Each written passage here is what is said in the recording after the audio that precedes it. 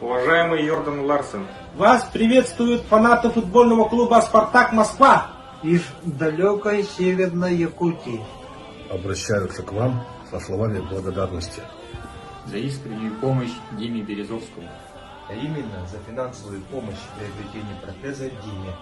Спасибо за внимание, милосердие и большое доброе сердце.